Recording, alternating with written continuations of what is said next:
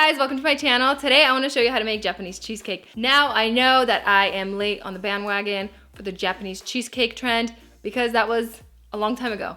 By a long time ago, I mean a few years back. So I am definitely late, but hey, my channel wasn't created back then. And I thought I would give my recipe a shot. I hope you guys enjoy it.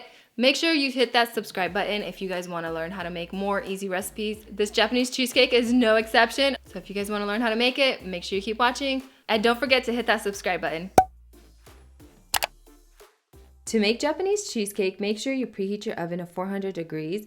And on the lowest rack in your oven, you want to add a baking dish that will fit an 8-inch springform pan. Then in that baking dish, you want to fill it up halfway with warm water. Make sure you're not doing this on your work surface because when you move it, you can burn yourself. So just do this in your oven and then allow your oven to preheat to 400 degrees. Next, we are going to prep our 8-inch springform pan. Make sure you spray it really well with some nonstick cooking spray.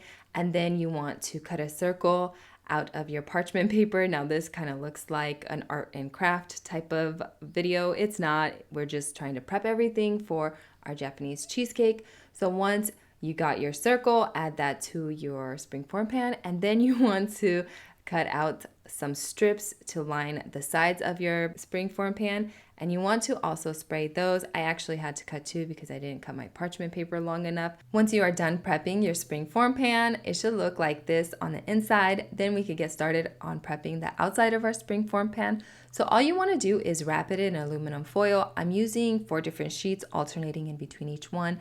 This is to prevent any of the water from coming in once you go to bake it in the water bath.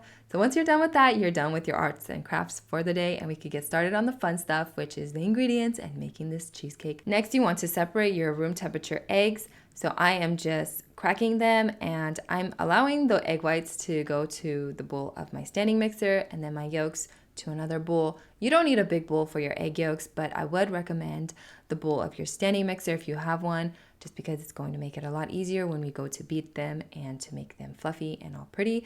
So go ahead and start cracking your eggs and separating them. Does anyone else crack their eggs crooked like I do here? Yeah, I always do this. I always have funny looking egg cracking stuff. But anyways, once you do that, you can go ahead and set that aside.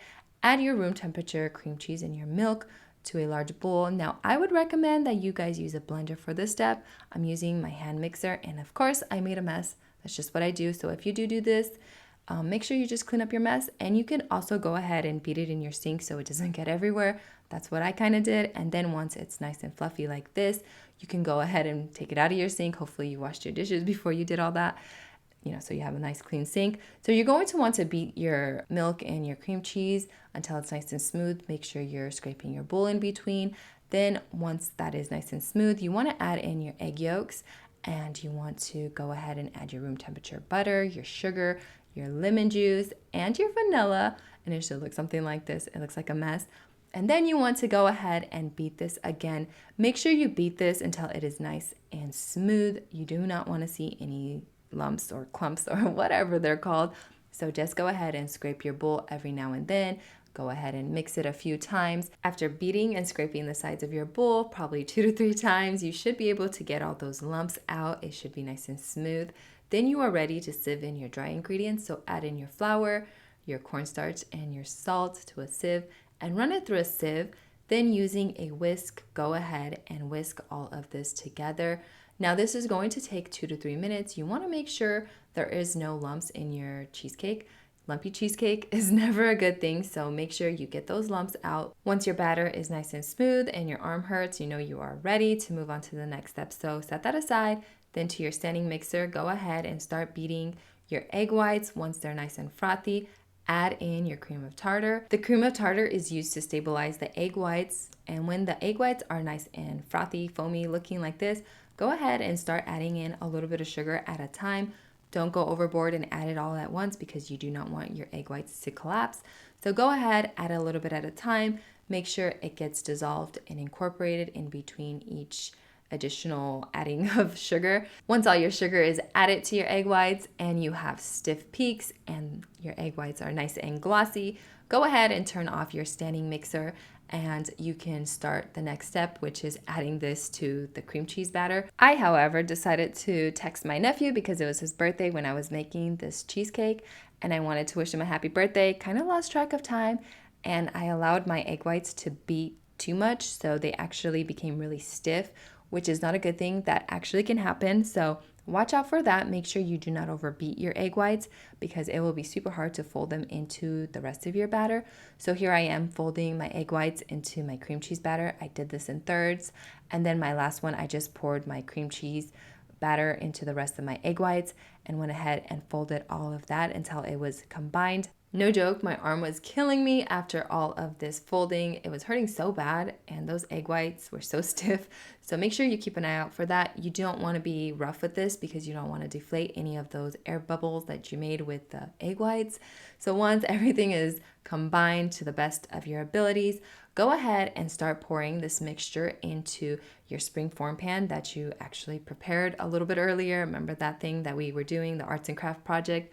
Make sure you get every last drop of that batter into your springform dish just because you want to have every last drop of cheesecake because it is so good. After you're done scraping your bowl and getting every last drop of batter out, flatten the top of your cheesecake and then add your springform pan to your oven into the prepared water bath that you made earlier. You want to bake this at 400 degrees Fahrenheit for 18 minutes. After 18 minutes, lower the heat to 320 degrees and you want to bake it for another 15 to 20 minutes.